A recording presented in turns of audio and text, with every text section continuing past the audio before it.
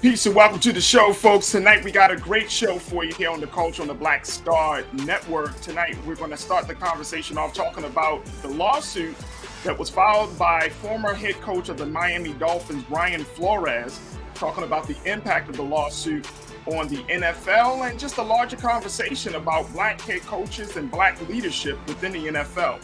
We're going to be checking in and talking about that. Also, folks, can we at least discuss the banning of books? Yes, there's a big movement happening right now, and we're finding that a lot of books are being taken off of the must-read list for students and adults. So we'll talk about the implications of that. And then later, of course, we're talking about trends, posts, and doing the most. So we got a lot to get to. We got the Culture Crew and a whole lot more. So stay with us. It's the Culture on the Black Star Network. Let's go.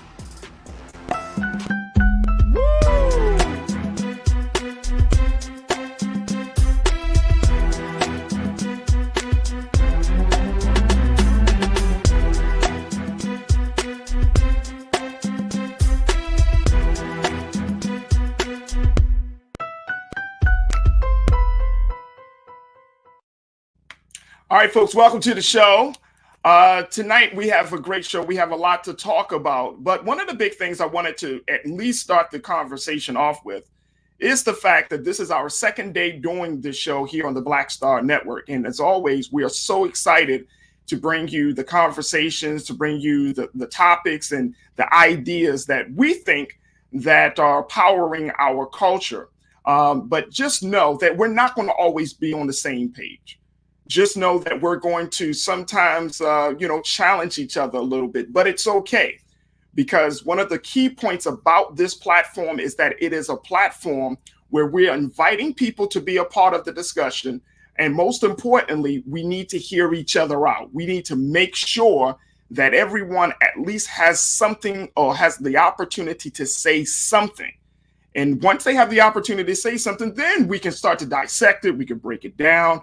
We can analyze it, we can challenge it, whatever we need to do. But the point is, there has to be some conversation. There has to be some deep dive into what we are all a part of, which is this culture.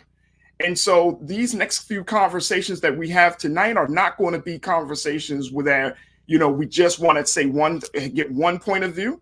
We are trying to make sure that we include as many different vantage points as possible, because we want to make sure that we understand the complexity of these issues.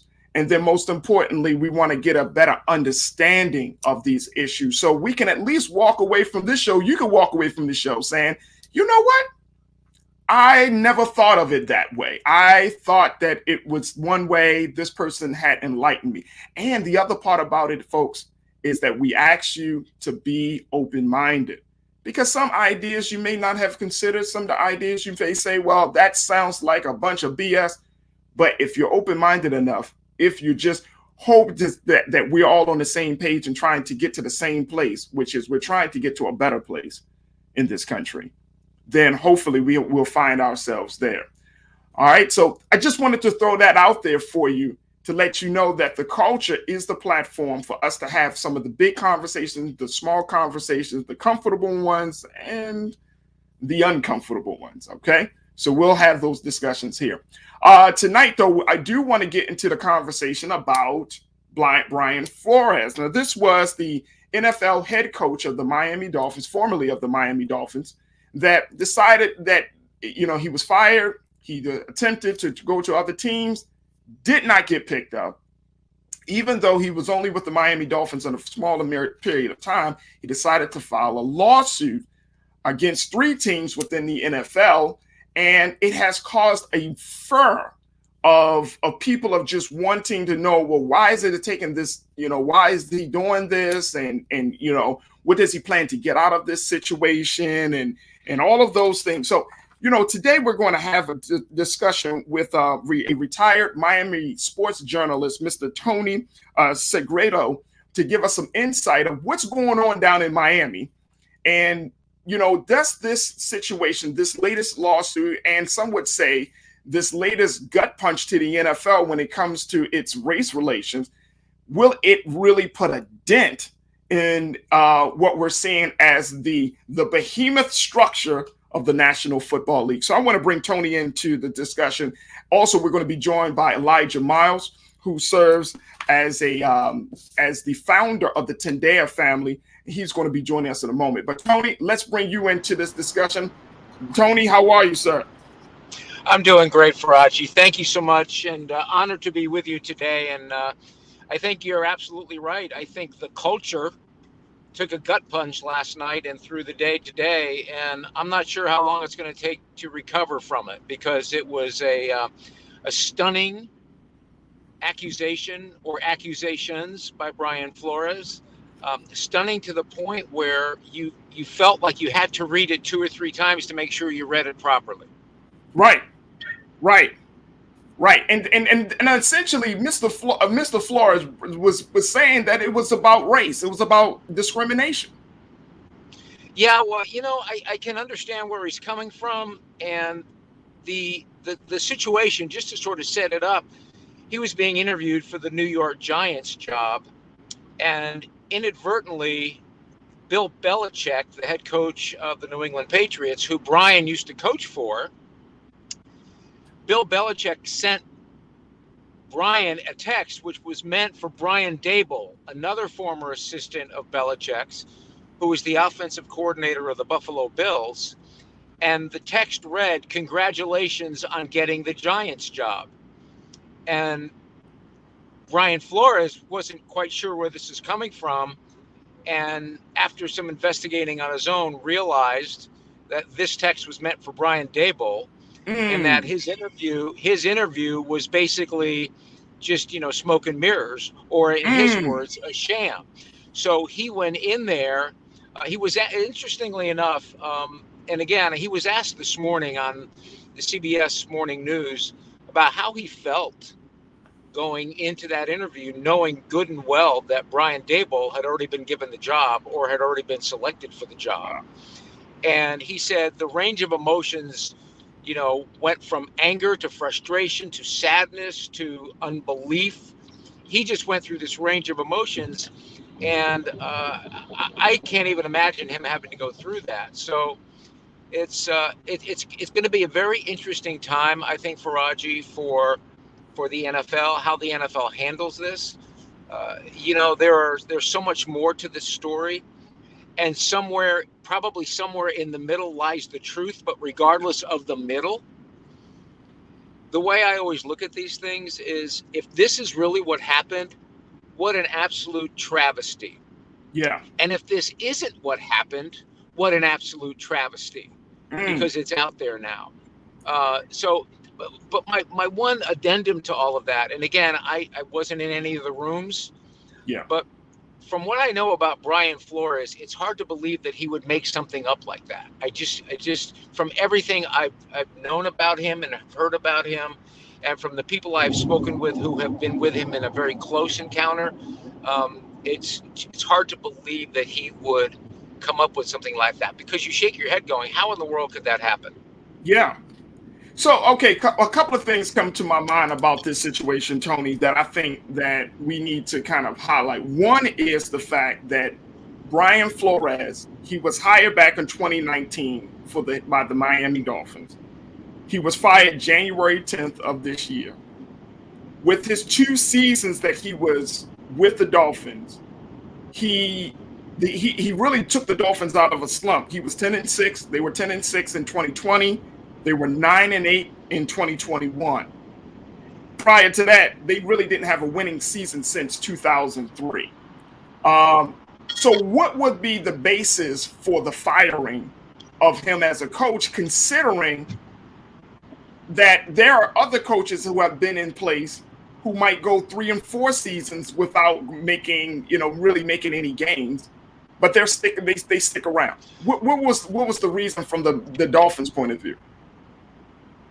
Well, before I get to the actual reason, the reason that was used, I do want to mention that record you talked about for Brian Flores, he did that record with a very subpar roster and a very subpar quarterback. I mean, he really pulled a rabbit out of his hat to win these games, and he did it in a way that he's a tough, hard-nosed, rigid, disciplinarian type of head coach. And what he did was, quite frankly, remarkable with the roster he had. Now, Right. the official term of the firing came from something to the effect of we couldn't collaborate well with Brian. There wasn't collaboration with Brian.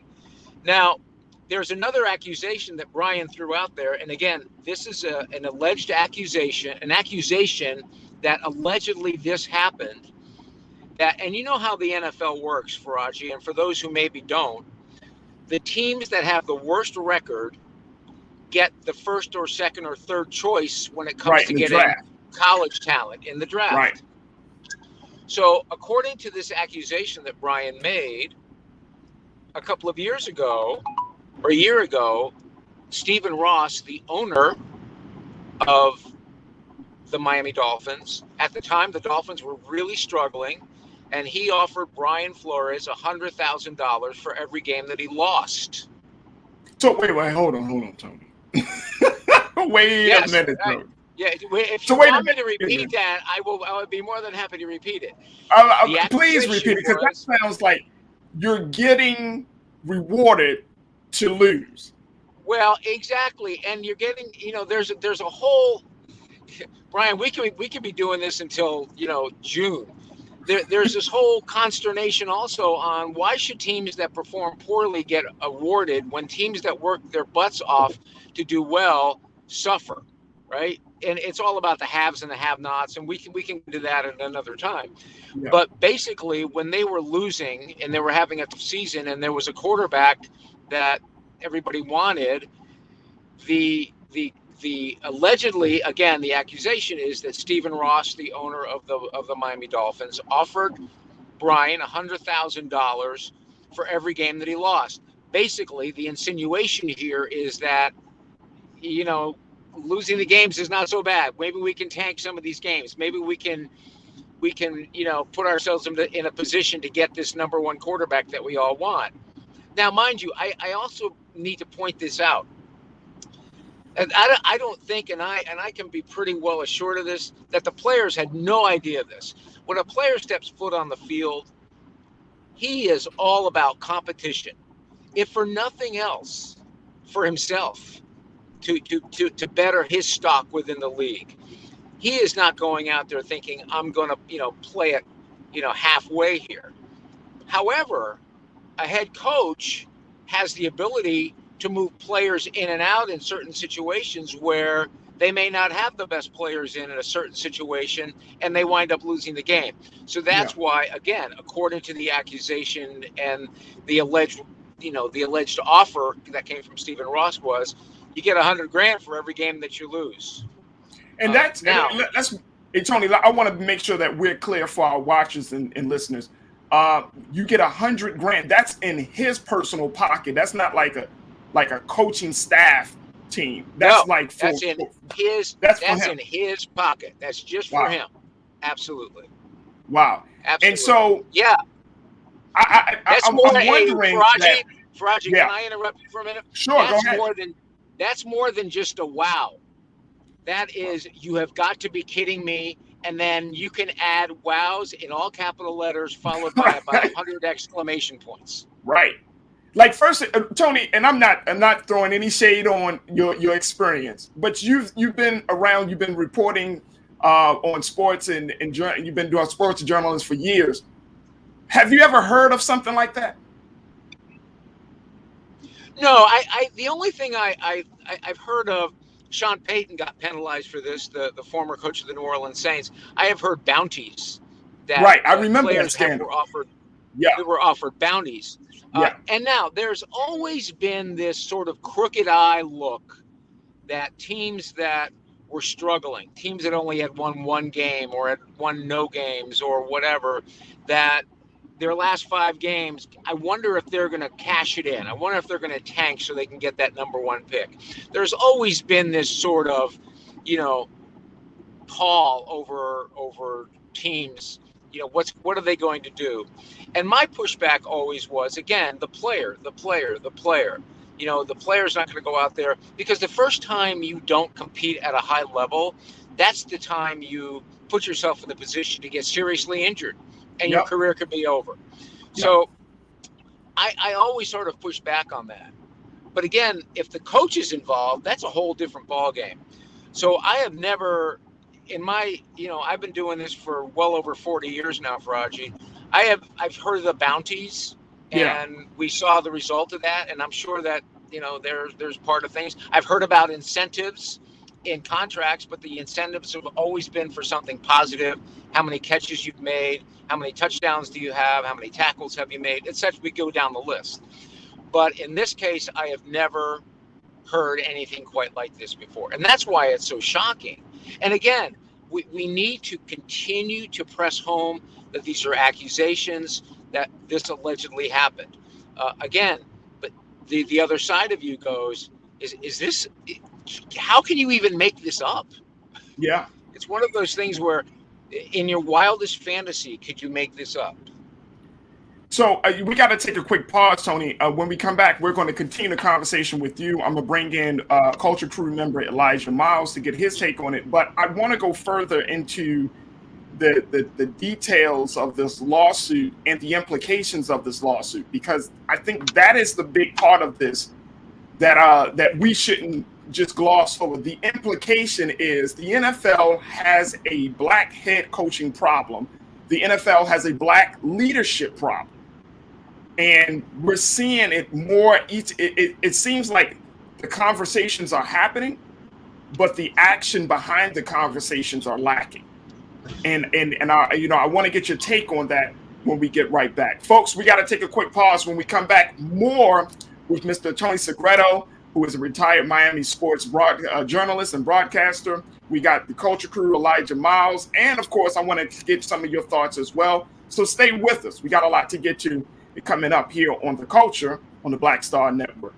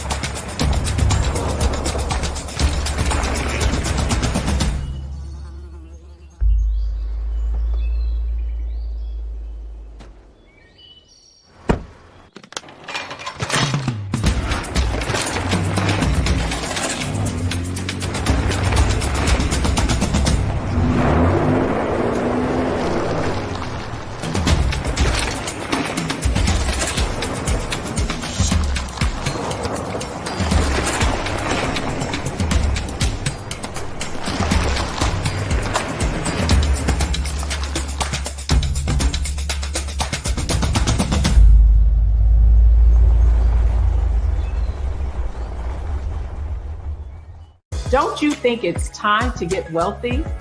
I'm Deborah Owens, America's Wealth Coach, and my new show on the Black Star Network focuses on the things your financial advisor or bank isn't telling you. So watch Get Wealthy on the Black Star Network.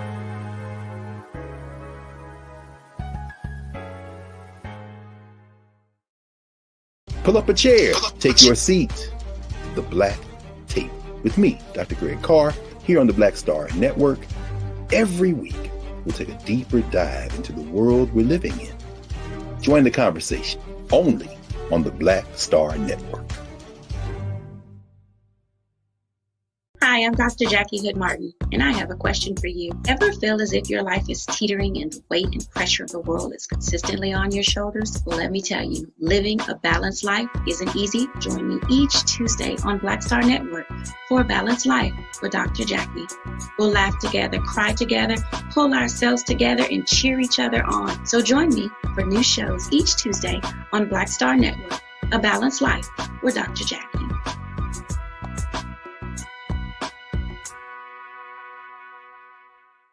Folks, Black Star Network is it. Oh, no punches! I'm real revolutionary right now. Support this man, Black Media. He makes sure that our stories are told.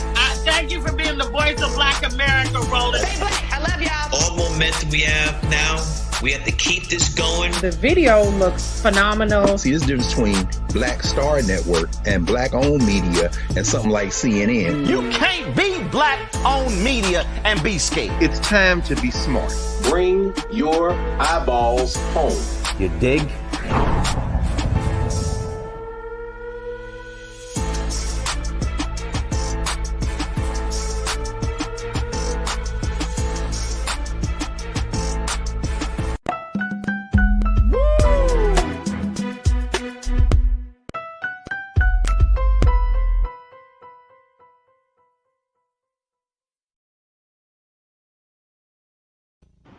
Folks, we've been talking about the latest developments in the case and in the news of Brian Flores, so the former head coach for the Miami Dolphins, who filed a 58-page lawsuit against the Dolphins and three other NFL teams, alleging that those teams had used discrimination, racial discrimination, in their hiring practices.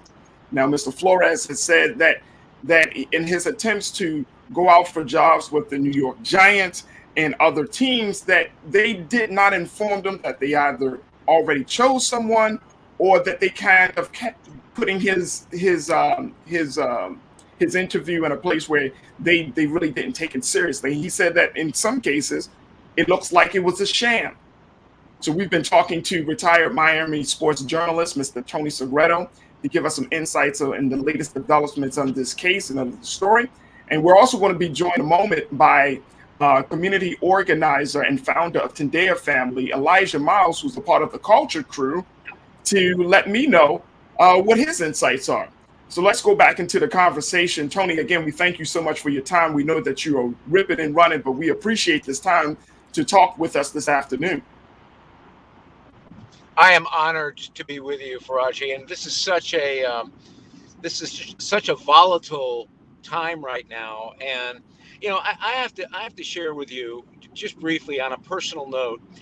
I was brought up in the era where one of my closest, if not my closest friend in high school, when we'd walk to the bus stop together, he would have to go sit in the back of the bus, and I would go on road trips with my parents, and you would see separate water fountains and separate showers. And my first interview, the first interview I ever did, was with the great Jesse Owens. And to hear his stories about discrimination, you would have hoped. I think we've made tremendous progress. You may think differently, but from what I watched and where we are, but I don't think it's nearly. It could have been a lot better, and nearly not enough, and we still have a long way to go. And I think one of the things we should bring out is that what Brian Flores did, and again, we are stressing these are accusations, these are alleged things that have happened according to Brian Flores. Right. Regardless, Brian Flores stepping out like this has basically committed professional suicide. And so Tony, I'm so happy that you brought that up, because we find that the NFL just doesn't respond they don't respond well to bad publicity. No, if you show a spotlight on the shortcomings of the league, you can expect not to get as much attention, or even please don't even talk about a job. At this point, do you think that Brian or Mr. Flores is even expecting to get a job? Well, I think the NFL is backed in a corner, because if he doesn't get a job, what that may do is validate everything that Brian's talking about. So he's taken a flyer. He's flat out said, listen, I know I'm putting my career on the line here. So he was asked why he did this. And his answer was, I really want to create change. I really want to see change happen, not just glossed over. And again, I think there's this genuine feeling around the league internally by some that this is just we're sort of going through the motions here. We're doing what we have to do, but we're not going further than that. And to your point, I think that perception again, and as we well know, perception is reality. perception is the NFL wants to hear from you, but they only want to hear the good things. They don't want to hear the bad things from you, because if they hear the bad things, they're just going to turn an ear and they go, no, we've got this. Well, maybe they don't got this anymore. No, Tony, you and I both know they don't got it, nor do they get it. Yeah, I have to tell you, Farajii, I woke up this morning very, I don't want to be over dramatic here, but I just woke up disgusted. I woke up and I'm thinking about the Miami Dolphins franchise. I'm thinking about the late Don Shula, the late Wayne Huizenga, the owner who sold it to Stephen Ross, the original owner, Joe Robbie. I'm thinking, my goodness gracious, thank God they're not here to see this and hear this. I've heard from longtime Dolphin fans who have just flat out said they're disgusted and disgraced. And again, we're not hearing, this all hasn't been flushed out, but there's a tipping point, as Malcolm Gladwell has written in his great book. Yep. Every situation has a tipping point, and this may be it. I'll tell you what, can you imagine? Would you love to be a fly on the wall in the administrative offices of the Miami Dolphins today? Oh, please. Come on, Tony. You know what?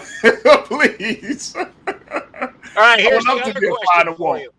Here's the other question for you. How would you like to be one of the people in the sales department who had about 10 calls to make today to prospective season ticket holders?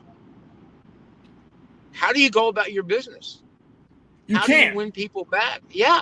How do you? And I think that's the big problem, Tony. And I want to bring in culture crew member Elijah Miles. Elijah, that's the problem.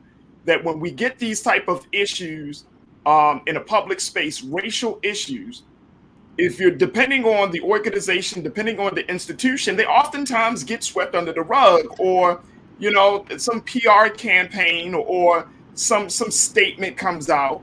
And it doesn't get to the heart of the matter, which is the NFL has a race problem. What's your take on that, Elijah? I think this brings to the forefront a great conversation that we can have about racism in the NFL. Whether the Brian Flores situation turns out the way we would like it to turn out, or it turns out that the Dolphins were discriminating, or just the NFL is discriminatory, it brings a conversation about equity.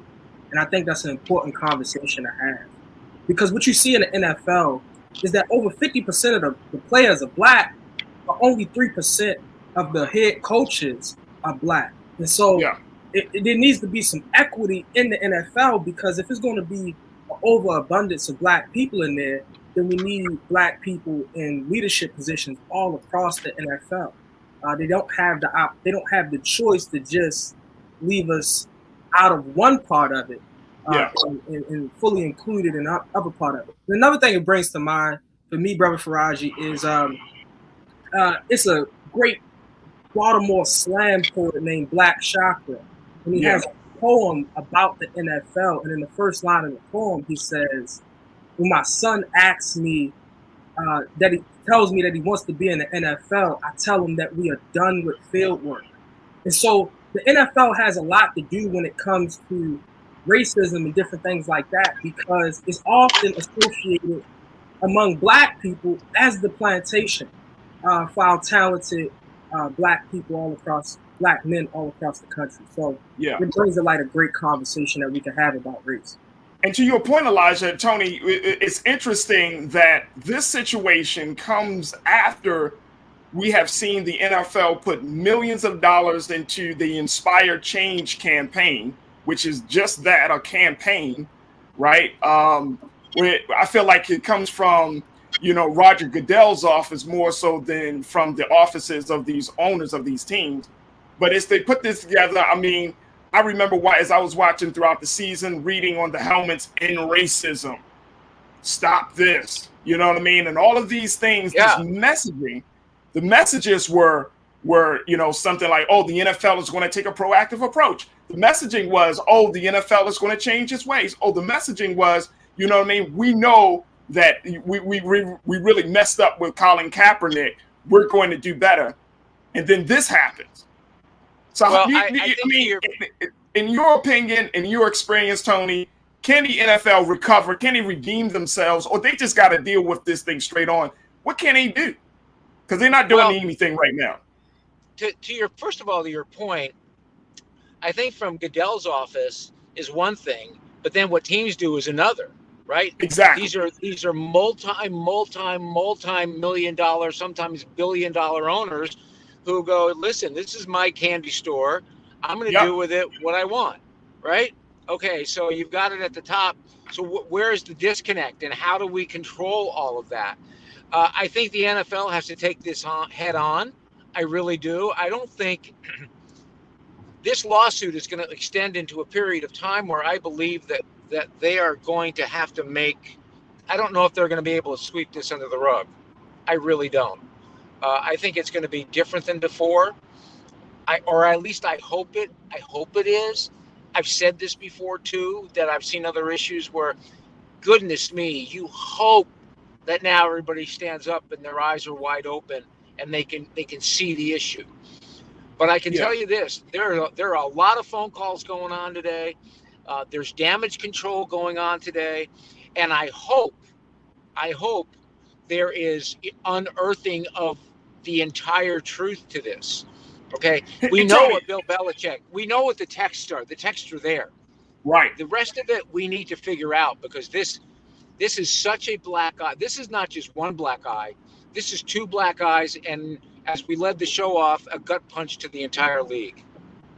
And Tony, I got a couple of moments left, but I'm wondering, because the other part of this conversation is about the Rooney Rule, which is based on that it requires teams to interview minority candidates for their open positions. So how does that apply in this situation? And it sounds more like an attempt to force teams, instead of teams looking for qualified, black or brown applicants, to force teams to do it. Like they can go through the process, but they don't have to make the decision with the black or a person of color candidate. So how does that play? Talk to us a little bit about that. Exactly. And I think Brian Flores, according to his accusation, experienced that with the New York Giants in particular, that it was a sham, that it was they were doing their deal, they were doing their duty, they were filling all the X's and the check marks in for all the things they needed to check. They interviewed a black coach, even though they knew flat out they were going to hire that black coach, because they already made up their mind to hire another coach. So at what point do you say, well, then this is a sham, this is a joke? We should not be of that kind. We should. I think what it is too is, Farajii, I don't think anybody trusts anybody. No. So I think that's a big issue. I don't think anybody trusts anybody, and I think the NFL better stand up and answer these questions and dig for the truth. Yeah. Figure it out. Don't try and let the legal system get you out of this and then, wave the white flag and go, we're all good, right? Everybody's good. All right, let's move on. No, let's let the legal system do its work. But in the meantime, let's do our work. Let's do our due diligence. Let's stand up. Let's do something that's significant. I thought, for example, you mentioned the helmets, stop racism. Right. That's a big move for the NFL. That's a big move. Right. How many times have we seen players get fined for, wearing socks that weren't, the right sock to wear on the field? Right. How many times have we seen that happen? And for them to have, relinquished that power that, the NFL has the stronghold over everybody and everything. And it's going to be interesting to see this week how this plays out with the Super Bowl. This is the NFL's biggest stage. Take any stage that any great entertainer has played on and then multiply it, a gazillion times. Everybody is going to be watching this. So how does the league handle it? How do the reporters handle it? How do the players handle it?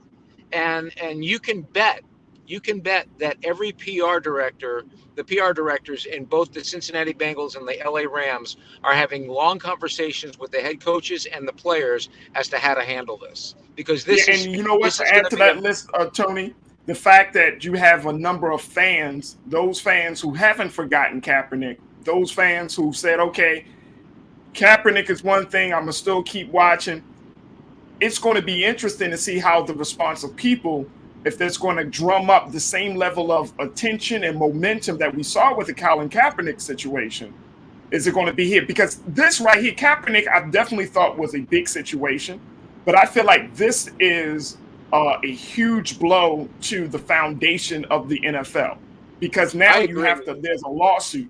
There is a hiring practice that has been in place for so many years. It has kept black coaches out. I mean, this goes down to, I believe, down to the very essence of how the NFL operates. What we saw with Kaepernick, it seemed to be something like it took them in uncharted waters. This is right in their home. This is right there in their pool. So it's going to be very interesting to see how the fans and many others move forward with this situation. Tony, I thank you so much. I totally agree with you. I totally agree with you, Farajii. I am honored to have been with you today. Absolutely. We certainly got to bring you back to give us any latest updates. Would love to do that. Thank you. Thank you. Tony Segreto, retired Miami sports journalist, checking in as we talked about the case and the lawsuit of former head coach of the Miami Dolphins, Mr. Brian Flores. Folks, we got to take a quick pause. When we come back, let's talk a little bit about the latest developments with the HBCU bomb threats that has rocked the HBCU national community. We'll have that discussion. Stay with us. It's The Culture on Black Star Network.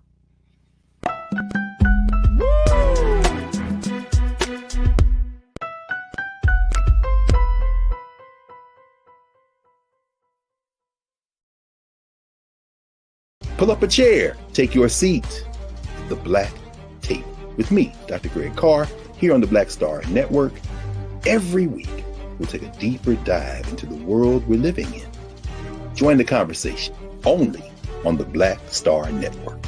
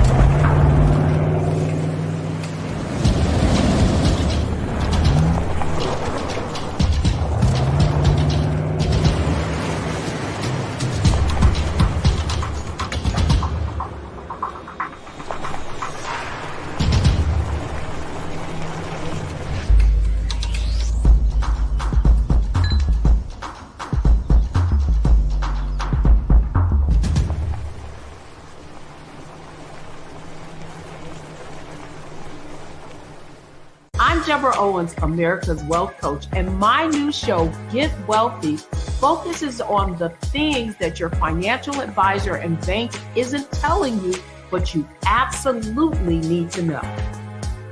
So watch Get Wealthy on the Black Star Network.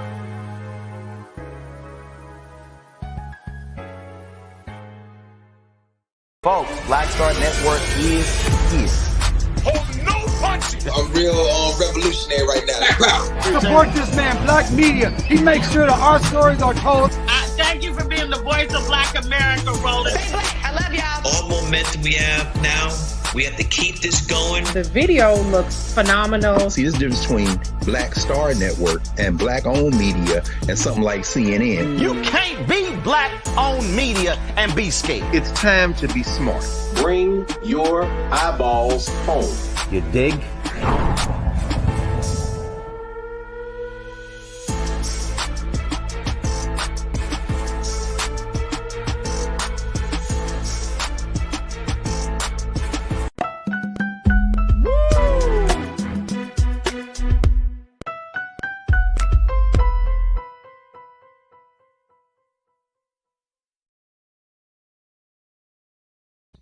Folks, we have been hearing about the unreal circumstances of bomb threats that have affected about a dozen HBCUs across the country.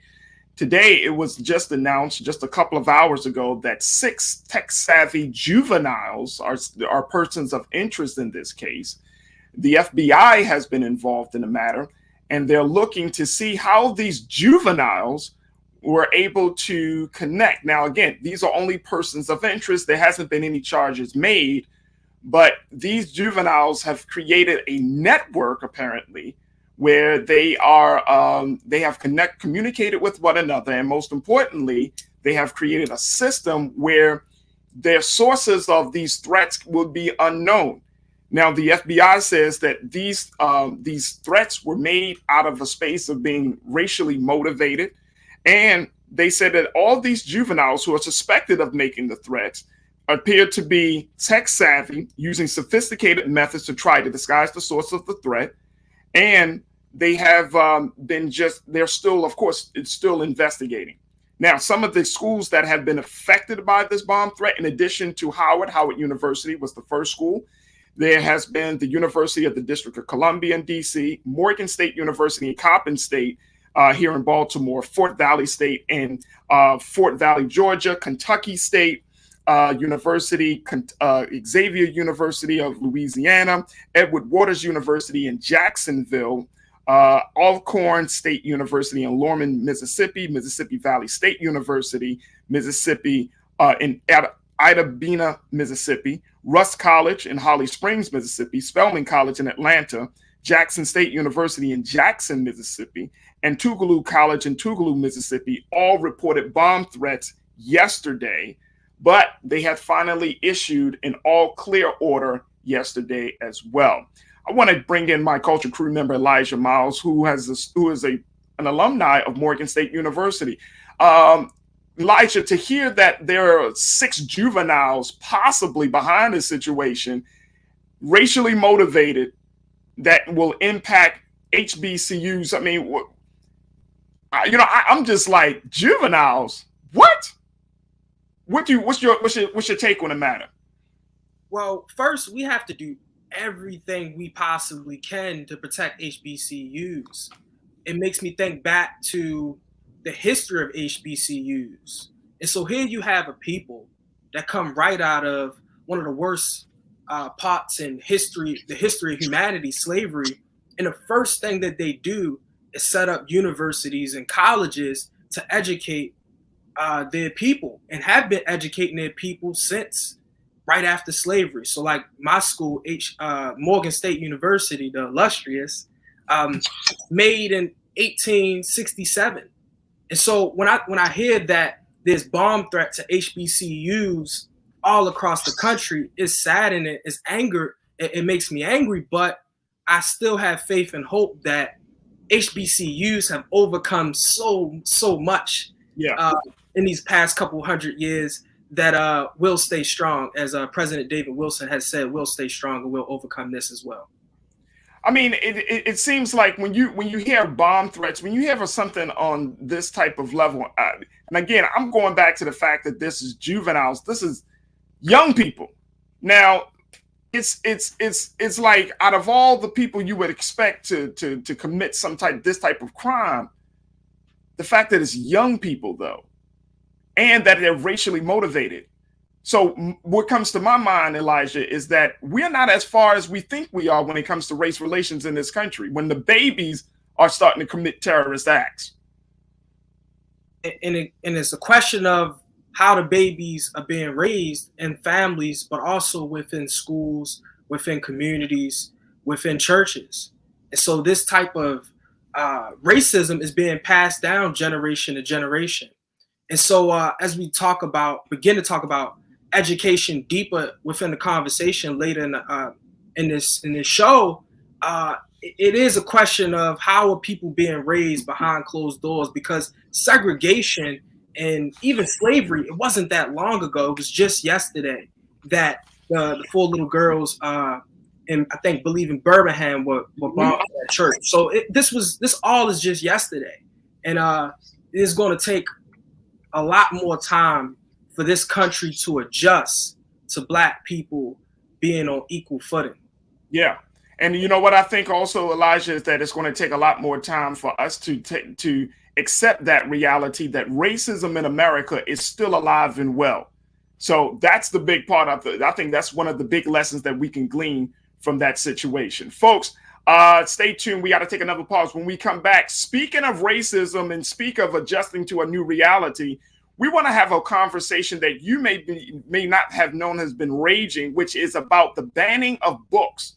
We're going to be checking in with Tatanisha Love to give us some insight about why there is such an upset or anger around certain books in the classroom, a part of the curriculum, and what implications, what is the impact of not reading certain books that come out of certain periods of American history. So we're going to have that conversation in the next hour, along with trends, posts, and doing the most. So stay with us. We got a lot to get to. Culture crew member Elijah Miles will be joined by another culture crew member, Farajii Muhammad, and a whole lot more. So stay riding with us. It's The Culture on Black Star Network.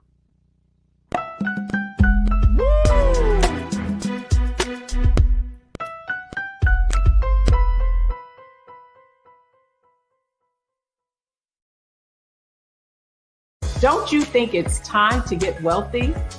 I'm Deborah Owens, America's Wealth Coach, and my new show on the Black Star Network focuses on the things your financial advisor or bank isn't telling you. So watch Get Wealthy on the Black Star Network.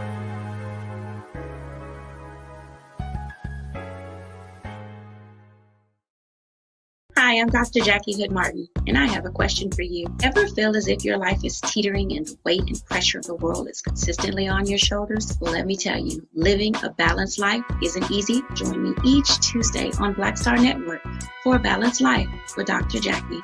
We'll laugh together, cry together, pull ourselves together, and cheer each other on. So join me for new shows each Tuesday on Black Star Network, A Balanced Life with Dr. Jackie.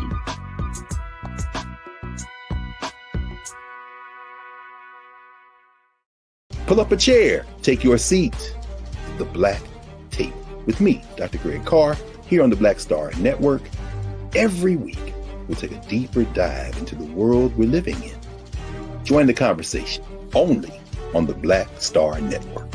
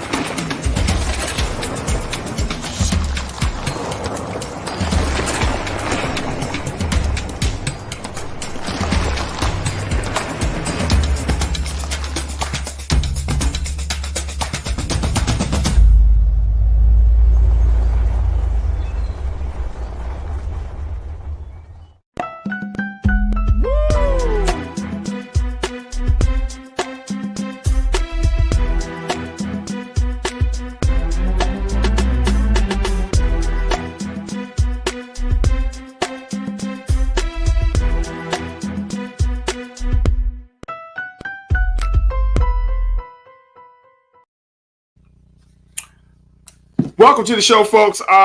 We want to have this now. We want to shift gears to a conversation about books.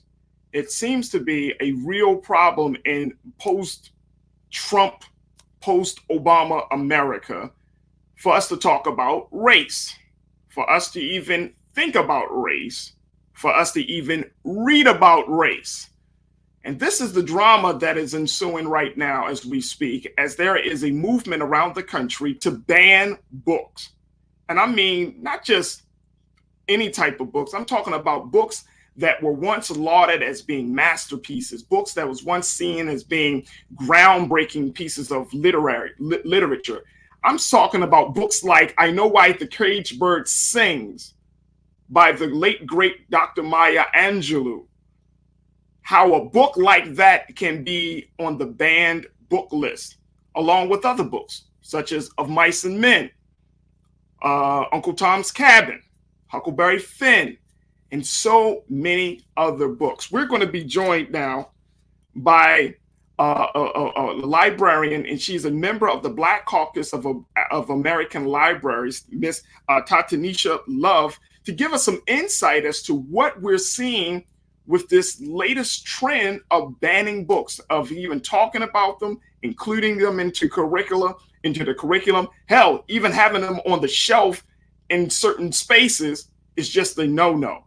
Are we setting ourselves up? Are we setting up the next generation for failure when they can't read the books that truly represent America? Tatanisha, I want to thank you so much for being a part of the conversation, and welcome to the show. Thank you. Welcome. Thank you for having me. Let's talk about this. You are a librarian. Mm-hmm. You are a Black woman. You read books. Yes. You read all kinds of books. Mm-hmm. Right? So why is this such a problem where we can't have a conversation, or young people can't, or children can't even read certain books? Why is this such a problem? I mean, it hasn't been a problem before, but it seems like within the last 2-3 years, it's a problem now. Mm-hmm. Why? And real quick, I was thinking about, because we spoke earlier, I was thinking about the fact that in the past there were issues with groups trying to ban books in schools and public libraries, school libraries, etc. So it has happened before, but the big thing about what's going on now is that there's a big push, it seems, especially if you look at the list of books that have been proposed to be banned from the school libraries in Texas. The majority of the books either have characters of color, or they're by authors who are minorities, Black, Asian, Hispanic. And it seems as though the push for the majority of books that are being asked to be banned from the school libraries tend to be books that some people and groups find to be a problem for them and their information that they want to share with their children at home. So that's one thing that's going on. And a lot of times when books are being banned, or there's a push to ban books, there's always a change that's happening in society. And so whether there's a group of people or groups of people that don't like to see the change that's happening in society, then they want to push to have certain books that don't have the themes and the messages and the characters and the authors that they feel should be in their homes or in the hands of their children. They want to make sure that no other children have those books. So it's quite a bit that goes on with it, unfortunately, but it has happened before. And right now, a lot of librarians and supporters and students actually are making sure that hopefully that this does not continue to succeed in different states.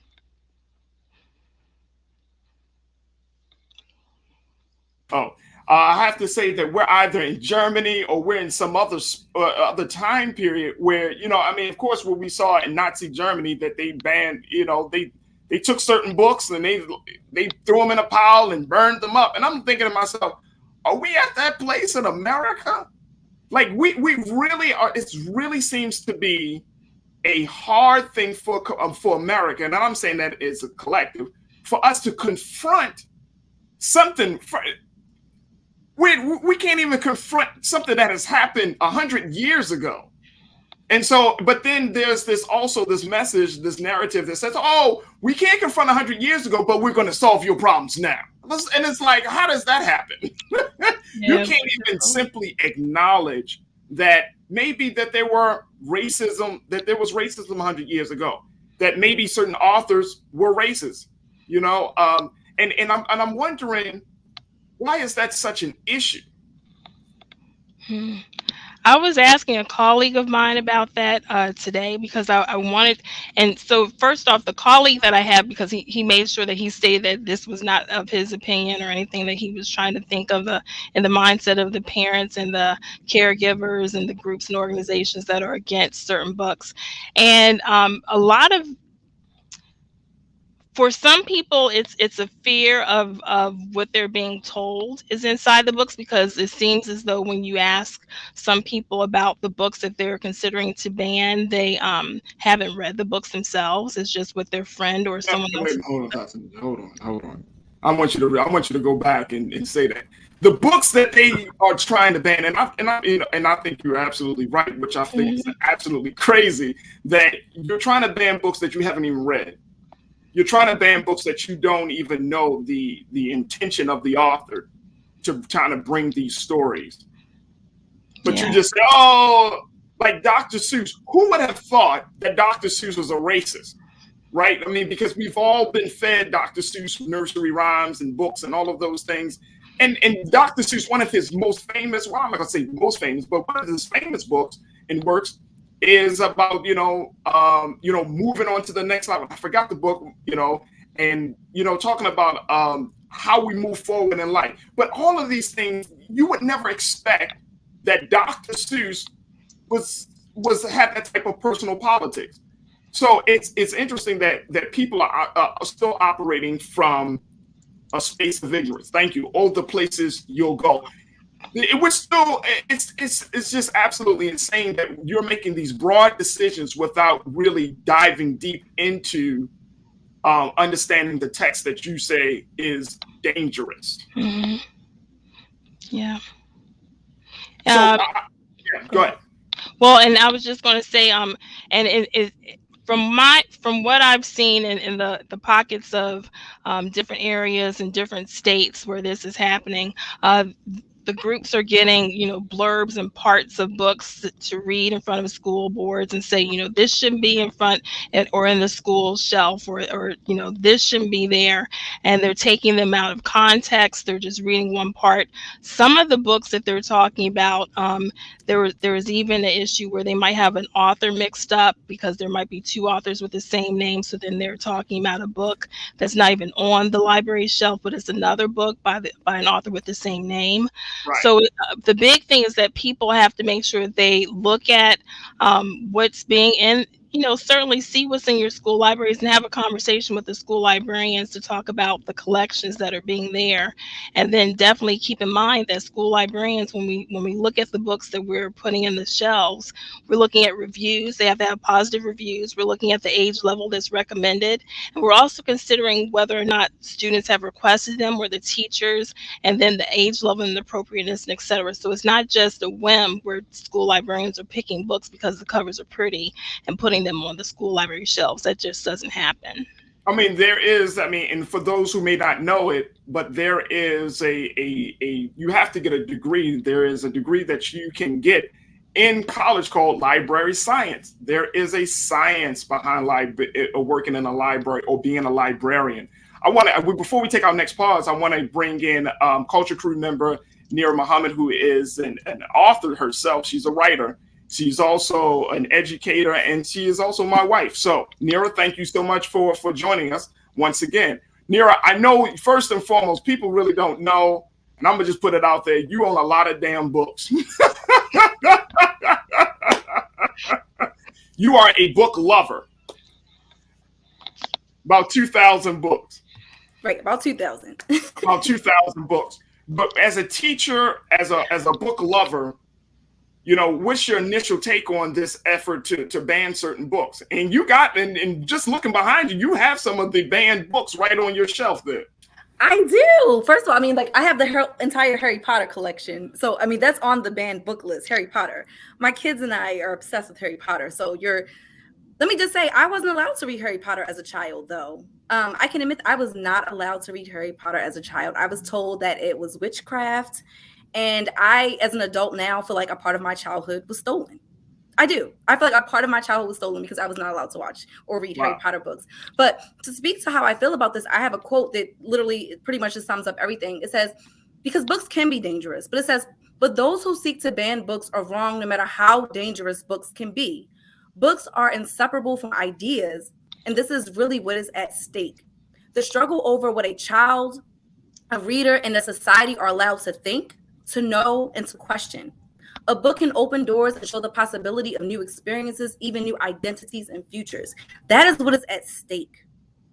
What we are allowed to think, what we are allowed to know, and what we are allowed to question. That is the big problem. That's a huge problem. That's a great quote. Great. Who gave that quote? So I cut off the part that gave the quote, but it's from an article from CNN. I'm so sorry, guys. I'm always like screenshotting and like cutting things.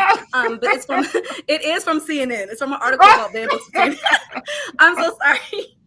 It's all good. It's a great quote. We're going to just say an unknown proverb. I'm going to try to uncrop my picture so that I can get it back. Right. But that's a great quote, and I think that's one of the big things, Tatanisha, that I think that we need to really consider is the fact that you're talking about really, diminishing a view that can help raise a child, to empower a child. And I want you to talk. We got to take a quick pause, but when we come back, I want you to speak to that issue.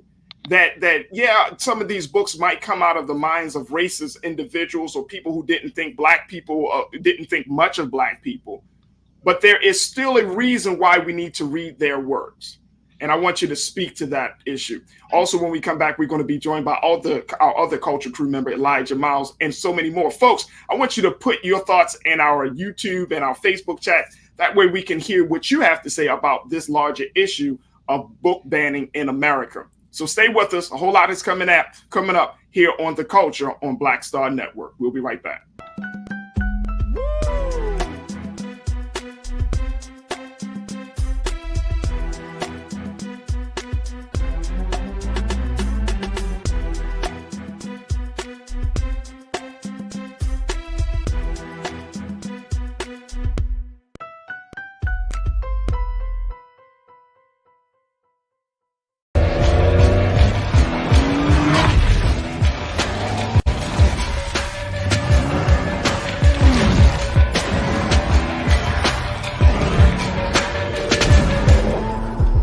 It's time to be smart.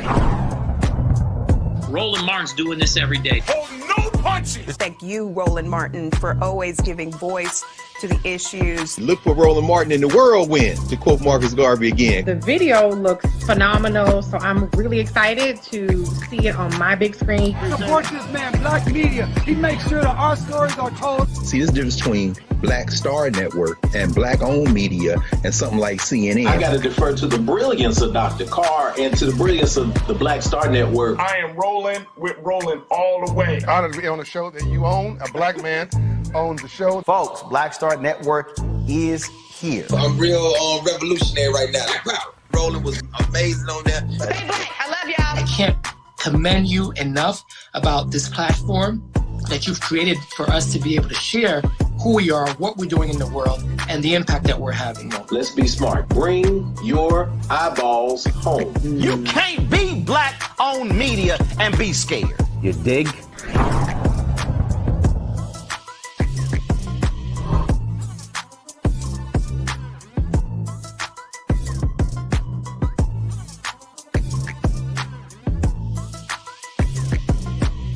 Pull up a chair, take your seat.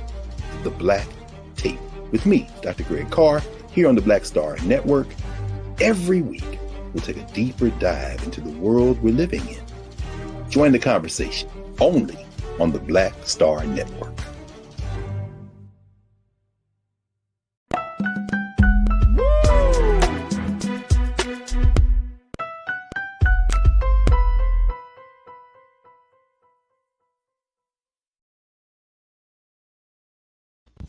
Folks, we've been talking about the issue of banning books in America, a movement that has taken libraries and schools, parents and teachers, and students by storm. We're seeing that in parts of the country, in some parts more than others, that book censorship is on the rise. According to the tracking from the American Library Association, there were nearly as many challenges, which is the ALA's term for requests to remove books, between the time of September 1st and December 1st, 2021, as it normally tracks in an entire year.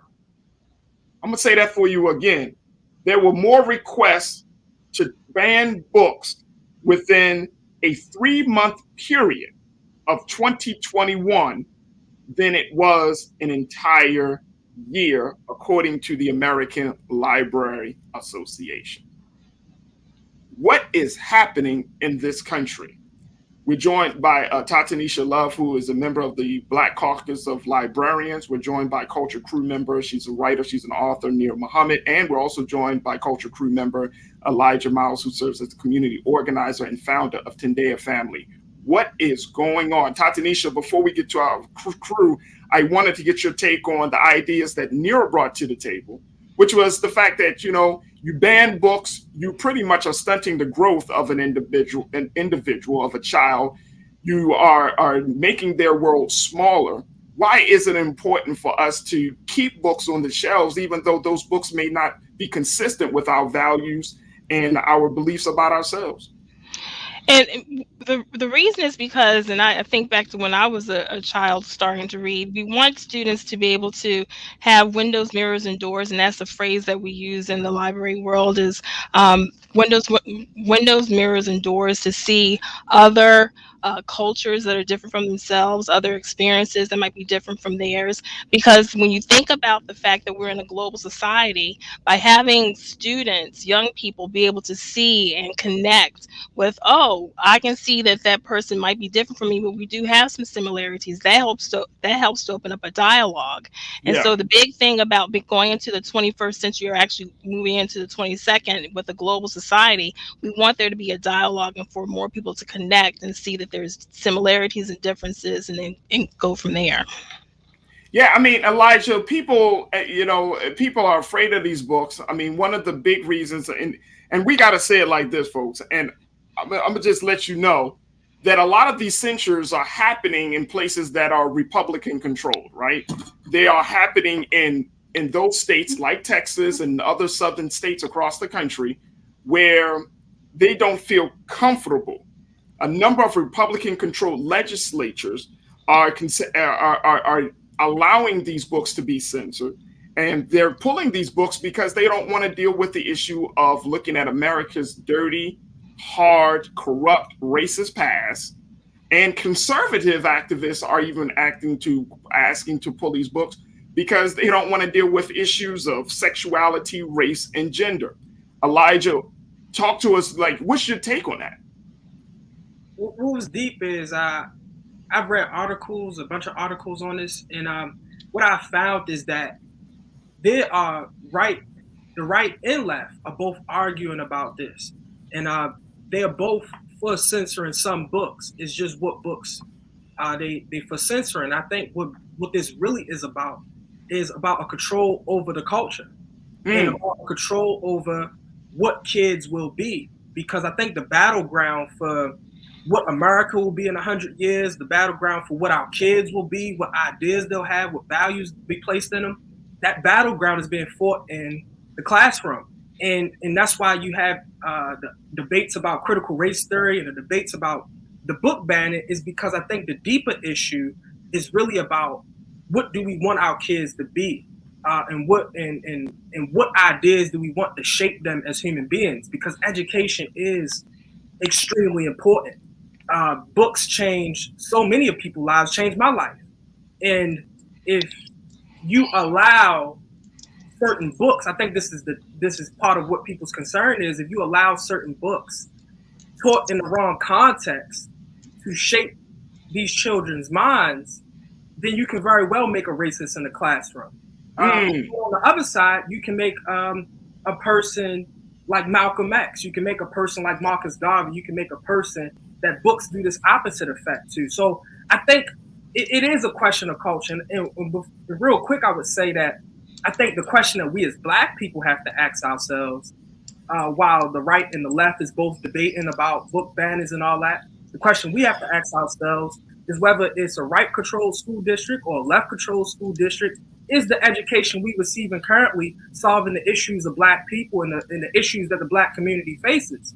Because even in Baltimore City or in Black neighborhoods within Black districts, I don't think the education we're receiving, whether we read in Uncle Tom's Cabin or reading Maya Angelou, I don't think the education we receive is solving the issues that we face day to day in our problems. So it's a real higher question about education and the purpose of education and how we can use that as a tool for liberation for Black people everywhere. Let me just share with you just a couple of what folks are saying in our chat. James checked in and said, "You want doctors or soldiers? Take away your choice. No books, more soldiers. I see them from a mile away." Thank you so much, James. And people are saying, some folks are saying, well, at this point, what's left? If we can't even read about the history, Nira, of how this country is, or what has been generated as a result of this racist history of the dark history of America, how we're going to ever deal with it? Well, that's the thing. It's being swept under the rug. But I have to say, all these banned books are not just about racism. I mean, A Wrinkle in Time is on there. We have even The Handmaid's Tale, which is about women's rights. It's about our bodies. There's so many books in here. The Lord of the Rings, Bridge to Terabithia. Like, there are books that are about creativity. They're imaginative. They're about creating new worlds. So, I mean, we're really taking away critical thinking skills and our creativity. And even 13 Reasons Why is on there. So again, this is not just a black or a black thing. This is about real topics, real issues that are happening with our young people. If you take away 13 Reasons Why, the book, are you going to then ban the show? But there's so much that can be learned from 13 Reasons Why. There's so many discussions that need to be had and can be had from that book. So what are we saying to our children? What are we saying to adults? Are we saying, no, we want to create baby robots. We want everyone to think and act exactly the same. And to me, that's what I'm seeing happening with society. I want to share with you what they consider to be this banned book list.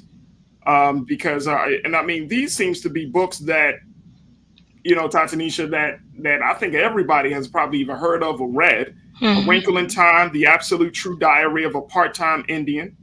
Roll of Thunder, Hear My Cry. That's a classic. The Handmaid's Tale, classic. Catcher in the Rye, classic. Of Mice and Men, The Adventures of Huckleberry Finn, Forever. The Kite Runner, To Kill a Mockingbird, The Giver, The Outsider, 13 Reasons Why, as Nira said, Harry Potter, George, The Hate You Give. That book just came out. And it's like, you already, like, I would hate to be the author. You're just like, hey, I got a new book that's been banned. Like what the heck is happening? The Grapes of Wrath, The Color Purple, The Lord of the Flies, 1984, Song of Solomon, The Call of the Wild, The Lord of the Rings, Bridge to Terabithia, and I Know Why the Caged Bird Sings. Tatanisha, I want to get your, now that we are in this place, give us some insight as to how important libraries are in this. Because if the children can't get these books in the schools and parents aren't exposing their children to these books or to this type of literature, it seems like the last bastion of literature becomes the library system. Am I correct or no?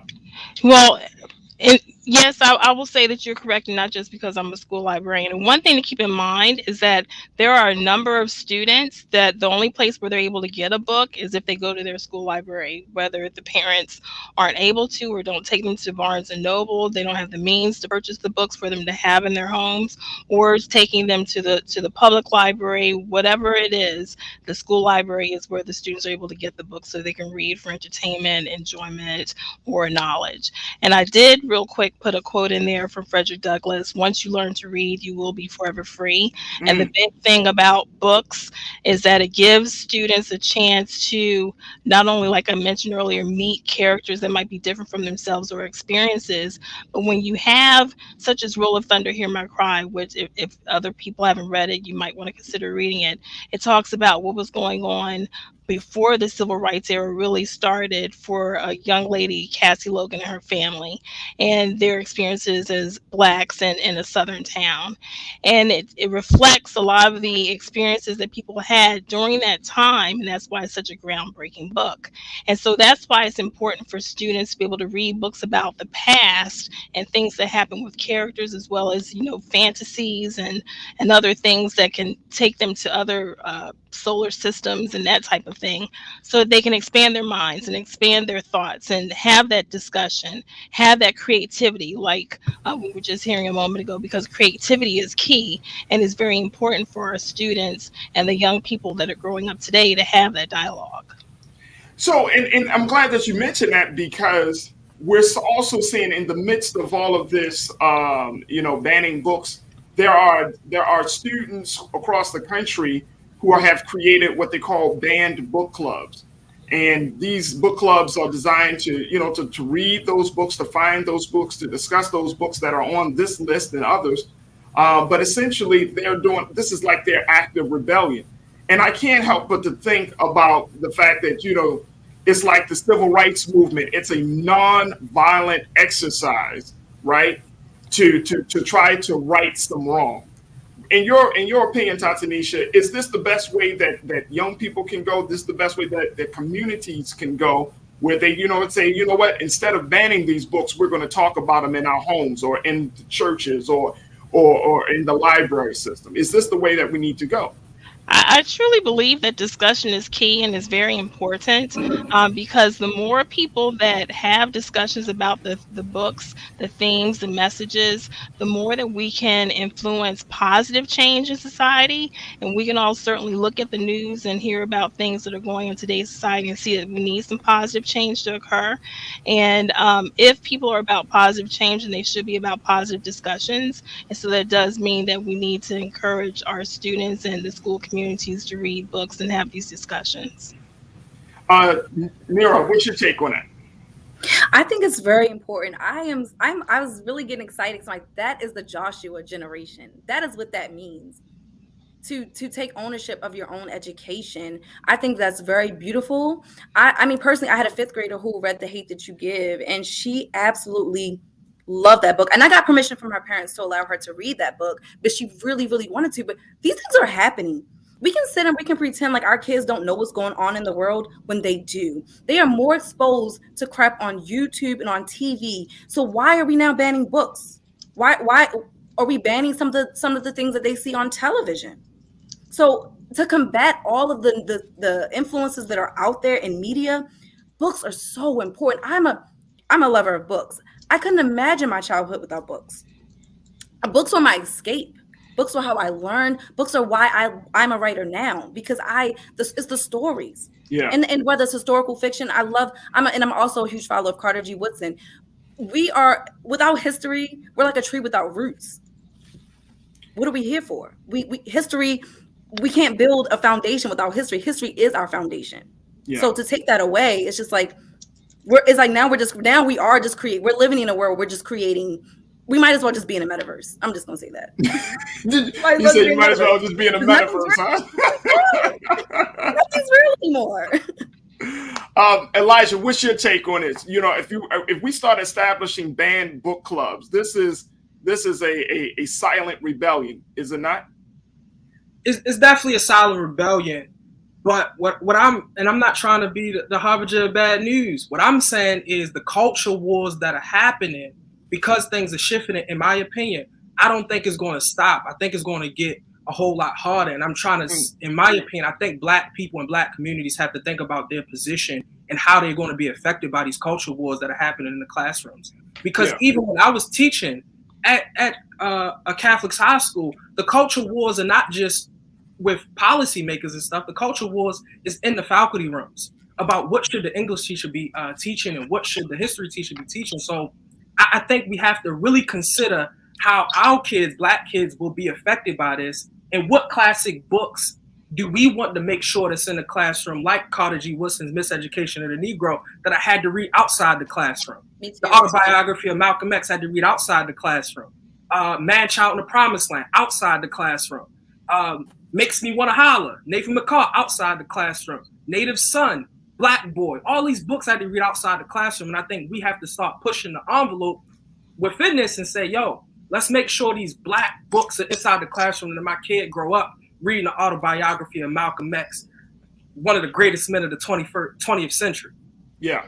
Can I like jump on what he Absolutely. said? I love when he mentioned the debate in the faculty room, because as a teacher, that was one of my issues. The first year that I taught, I absolutely hated the books that I was told to read with my students. My students hated the books. And the next year I told her, we're not reading those books. And I chose the books. We read, and I taught 5th grade, One Crazy Summer, which is about 3 Black girls growing up during the, who go visit their mother in Oakland, California during the Black Panther Party movement. My students were so invested, they could not wait to read. Another book that we read was Ghost Boys, which is about, it's very, very similar to Tamir Rice's story.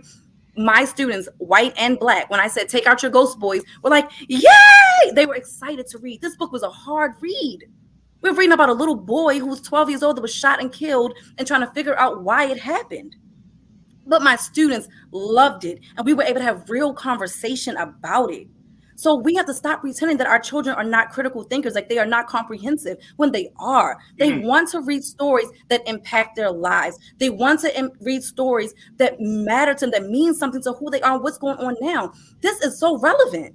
This is as relevant as, hell, this is more relevant than of Mice and Men, if you ask me.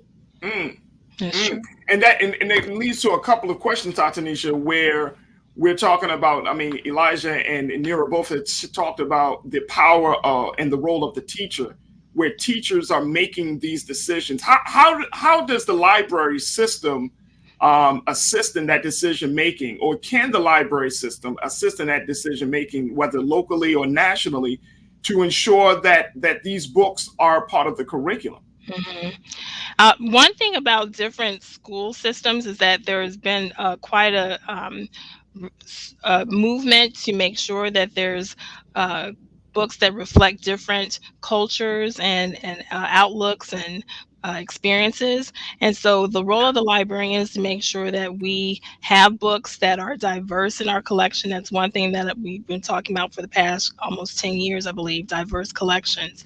So we look at the representation, of races, cultures, LGBTQIA plus issues, whether or not there's a student or a character that has to deal with the depression or emotional learning type of things. And then if the teacher brings the student in, they have books where they're able to choose books that they're interested in reading, and then go from there. But then also with the curriculum, whether there's ties to the messages that are in those books that they're reading, what have you, we work with the teachers and the students, and then also with any other community groups that want to work with the students that way with reading. So there is an opportunity. Yes. And are you finding, because I know in terms of the work of the Black Caucus of librarians, you know, is the Black Caucus saying, hey, you know what, we need to push the matter, or, you know, advocating for that? Because it sounds like, especially in some of these southern states, and, you know, Texas seems to be taking the lead on this, it sounds like there needs to be not just the voices of teachers and the voices of students, but there needs to be national advocates behind this movement and this measure. A lot of the library organizations are working together to make sure that we work on the state level as well as the national level to hopefully lessen or curtail the movement for banning these books. And because we realize that once the more books that are being banned in different pockets of society, the more it's going to increase in other areas, because it sets a precedent. So we are working together to make sure that we're unified in our messaging, to make sure that we can get the information out to others, parents, supporters, anyone, to talk about banning books and the fact that they should not be banned. And one of the other things about that, Elijah, is the simple fact that, you know, if parents don't know, and you work with a lot of young people with Tendea Family, but you know, reaching out to the parents to get them to see, like, this is important. This is not just about keeping your child in school, but this is about an ongoing educational experience that the child takes from school back to home, then go out into the community, and it creates a different dynamic. Can you speak to that? Yeah, it's extremely important because it was conversations. Some of my favorite books, it was conversations in the past about banning the books. One of my favorite books is up here somewhere. Yeah, man, you got like 1,000 books up there, brother. It was trying to read one. But the spook that sat by the door was conversations about banning the spook that sat by the door, which imagines a revolution in the Black community around police brutality. And so there do need to be conversations about maintaining our rights to read any book, or else quoting another book, we end up in a 1984 George Orwell type of world where thought is a crime and you're not allowed to think and critically think and examine things. I want to read The White Man's Burden. I want to read Uncle Tom's Cabin with the little boy Jim Crow. I want to read all of that things so I can critically examine it all. So we have to keep the right to read any book you please open. And then we also have to think about, in my opinion, what Black people are going to do about the culture war that's happening in the classroom and will affect our kids, and how we can make sure that we are represented in the curriculum that's being created and the core education that we're affected by. So it's important. Absolutely. And you know what, Nira, when we talk about that culture war, one thing that the big thing that keeps coming back to my mind, that this is the perfect opportunity for Black writers to write, that this is the perfect period of American time or American history to see the brilliance of Black literature. You know, you are a writer. You have written everything from stories to poems and all of those things.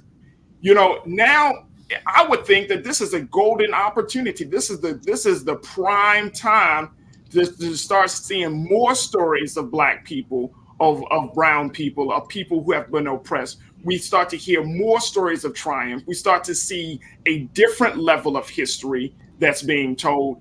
This is the time for new writers, is it not? Yeah, it definitely is. I will say that, as you know, getting into publishing, it's tricky, it's hard, and we as Black writers, we're underrepresented even in the publishing world. Looking for literary agents, Black agents, we're underrepresented. So it's really hard. We have to break so many barriers. There's so many barriers that need to be broken. But it was interesting because as Elijah was speaking, in my mind, I was just like, this needs to be a part of the First Amendment. Like, we need protection over our right to be able to read what we want to read. This entire conversation is just so scary to me, because I feel like our civil liberties are slowly but surely being taken away, and it's happening so subtly and so at such a small, pace that people aren't paying attention. So the fact that they're telling us what we can read, what we can think. I mean, is that not scary? No, it's beyond scary. It's beyond scary, and I think that's why we need to have these conversations, Tatanisha. I think that's really why it was important for me to say, okay, no, we need to discuss this, because it is that scary that now we're coming into quote unquote modern day America in 2022, and we're having conversations about banning books, when most people, and I know, the old saying is, if you ever want to hide anything from a Black person, that you put it in a book. But I don't think that applies just for Black people anymore. Most people, we are in an age of 140 characters. We're in an age of show me, that we're not cracking open some old book. You know what I'm saying? Like, we're not cracking open James Baldwin. We're not cracking open Maya Angelou or Dick Gregory, or we're not opening these books. We are scrolling. Farajii, it just made me think, nowadays our kids just want to read. They just want to read Dog Man, and I'm not crapping on Dog Man. I love that stuff. I love graphic novels, and I am the type, like, I will try to get kids invested. I don't care what you want to read. If I have to go buy a ton of graphic novels, a ton of books with basketball characters in it, whatever I can do to get my students invested in reading, I am going to do. That's what I did as an educator.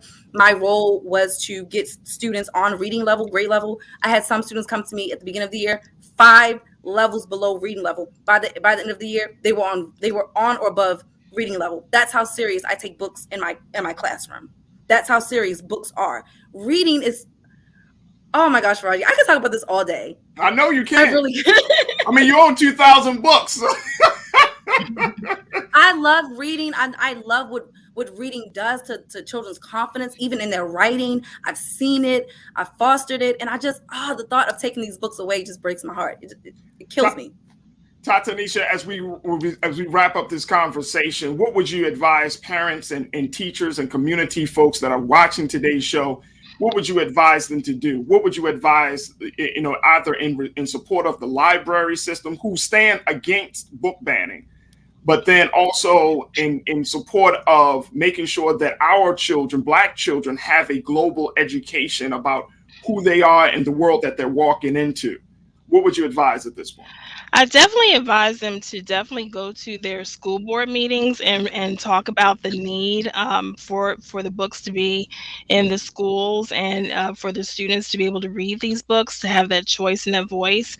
And the other reason why I say that is because the more times that we have parents coming in front of the school boards and making sure they contact their legislative bodies as well, it'll increase the chance for their voices to be heard as well as the wants and needs of their children, because a lot of times it's only a certain group of people that are going to the boards where they're saying, hey, give us this and get rid of these books, and they're the ones being heard. So they got to take part in that dialogue, and then also work with the school librarian to make sure that that dialogue is being had with the students so they can talk about the books that they want to see in the school library. Wow, that's powerful, and I'm so happy that we can at least have the conversation. Tatanisha Love, who's a member of the Black Caucus of Librarians, we truly appreciate your time today, and we thank you for your insight about this larger movement to ban books in America. Thank you so much, Tatanisha. Thank you. Folks, we got to take a quick pause. When we come back, trends, post, and doing the most with the Culture Crew. Stay with us. It's The Culture on Black Star Network.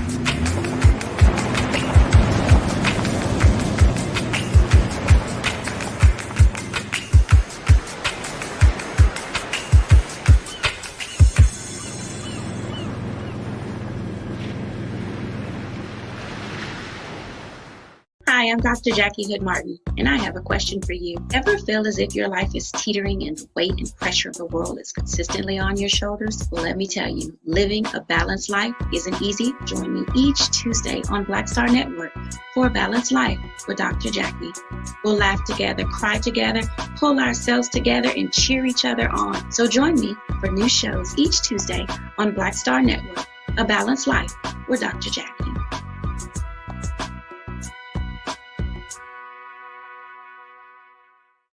Pull up a chair, take your seat. The Black Tape with me, Dr. Greg Carr, here on the Black Star Network. Every week, we'll take a deeper dive into the world we're living in. Join the conversation only on the Black Star Network.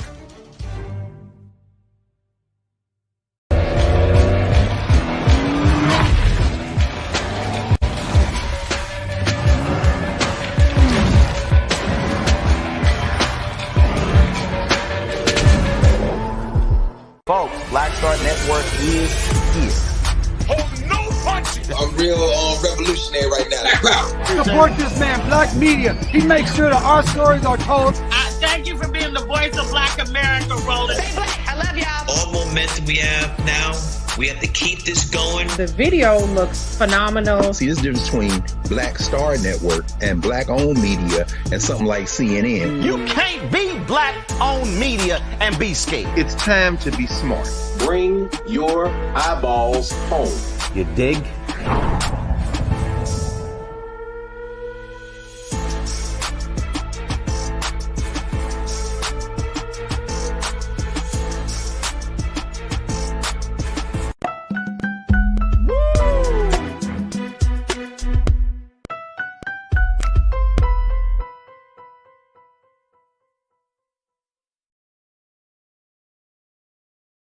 All right, folks, it's now time for our new segment, Trends, Post, and Doing the Most.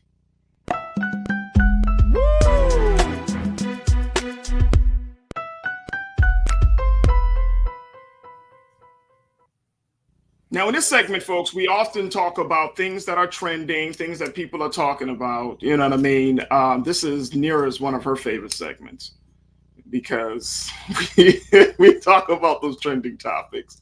But if you did not know, today is National Girls and Women in Sports Day. I want to bring Elijah and Nira Muhammad into it because this is interesting. Like, first and foremost, culture crew. It seems like every day is something else, right? It seems like there's always a day for something. But National Girls and Women in Sports Day. Today is that day where we celebrate women in sports. Now, the first conversation we had was about Brian Flores in the NFL. Now we're celebrating women in baseball, football, in all sports. Nira, I want to get your take on this National Girls and Women in Sports Day. It seems like we've come a long way from acknowledging that women have athleticism. Would you say? I would say that I did not know that was today, but I'm also not athletic. So that's amazing. I'm always happy but I'm always happy to check in with the ladies and see the amazing things that they're doing with their athleticism. Maybe they could throw some of that energy over here because I am, not athletic at all. Wait a minute, hold on. So you never, as a child, as a little girl, you never went to play basketball, football, softball.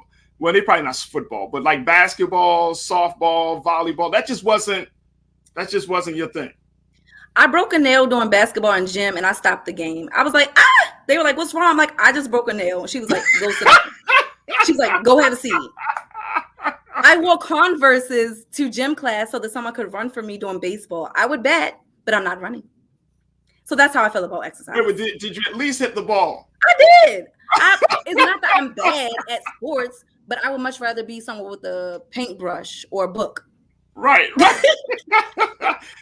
Elijah, National Girls and Women's in Sports Day. Did you know that this day even existed? No, I didn't know it existed, and I definitely didn't know it the day was the day. But yeah, I think that's great.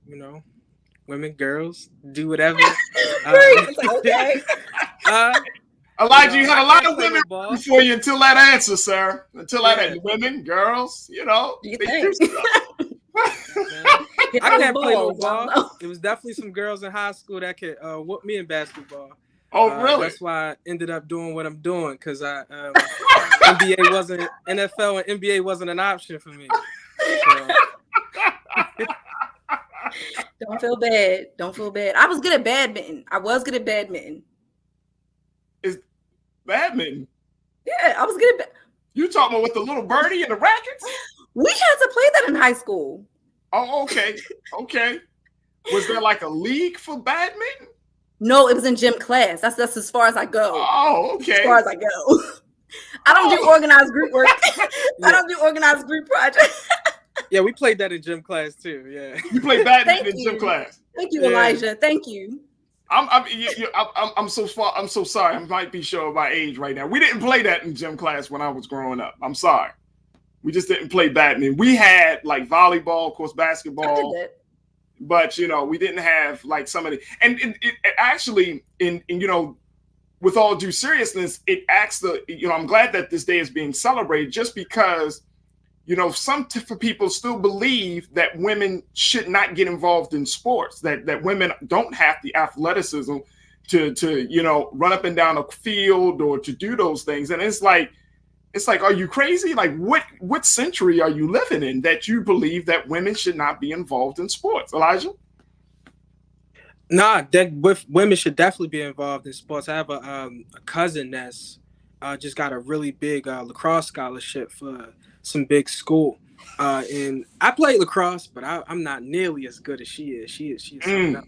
My little cousin. But yeah, I think women should definitely be involved in sports. You learn a bunch about teamwork. I learned a bunch about order and how to collaborate to get to a objective? And do you also learn how to take opposition and learn how to lose and take it like a good sport? There's so many things you learn from sports, and that I learned from sports, even though I was never that good. Yeah. That's what I learned, Elijah, that I wasn't that good. That's what I learned.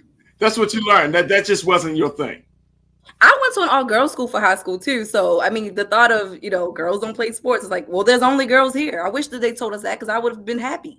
That was my homeroom class. I had to take it at 8 o'clock in the morning. Like, I wish girls didn't have to play sports at that time. Right. Dang. Well, it happens. I'm glad it's happening. I think that more girls should get involved in sports and show up more boys like Elijah. That way that your people get Elijah, my God. So, Elijah, he coming for you, bro. That's all good. It's all good. It's all good. All right. So also that's trending on a more serious side of things. Police have arrested a number of men in the death of Michael K. Williams, who lost his life back on September 5th because of a drug overdose. Now, if you don't know, Michael K. Williams was a very, very, he was a top-notch actor. Most people know him as Omar from The Wire. And now, they've finally made some headway on the investigation into his death. He died in New York City. But it's such an unfortunate story that a man of such great caliber and talent loses his life that way. And, you're happy that they find the person that behind it, but more, it just doesn't take away the pain that a great, great talent, a great light has been lost on this. Go ahead, Nira. I would have to completely agree. I mean, anytime you lose someone to substance abuse, it's very, very hard. I lost my father to an overdose back in 2016 to substance abuse. And so I know how hard that is. So all I can say is that I send the warmest and sincerest love to his family and his loved ones, and I'm praying for them. And that's about as much as I want to say because it's such a sensitive topic for me. Yeah. But for sure, like, keep them in your prayers, keep your judgments to yourself. We don't know what people are battling with. So yeah, that's about it. Just be very respectful and tread very lightly because this is a very sensitive topic for a lot of people. This is a big issue in America. Opioids, drugs. It's a big, big, big issue here. No doubt. No doubt. All right. And the final thing that we can slide in here for today's Trends Post and Doing the Most, the fact that, it's been like a sports day. First, the Washington football team finally has come up with their new name. I don't know, Elijah, if you keep up with this, but they've now called this, after 2 seasons of being called the Washington football team, they're now going to be called the Washington Commanders. I don't know how to feel about this name. What's the logo looking like? I don't know. That's a good question. Like, are they going to look like the Patriots? I mean, like, what are we doing here? I don't know. But the Washington Commanders, it's Are they going to be a better team, though? Huh? Are they going to be a better team? Because, if you're a Washington fan, you shouldn't even like the sport. That's what I'm just going to put it out there. I thought everybody was going to be disappointed regardless because they took so long to come up with a name and they did so much work to come up with a name that I don't know if a name could have been good enough. Sure. But the old name definitely had to change. It just had to go. But yeah, I'm with Nira that they got to be better. It's got to be better. Here's we don't care about your name. Just play better football. Well, here's the irony. Like, people were so hard about Washington Redskins, but the Kansas City Chiefs still have their name. You know what I'm saying? Like if it's really about.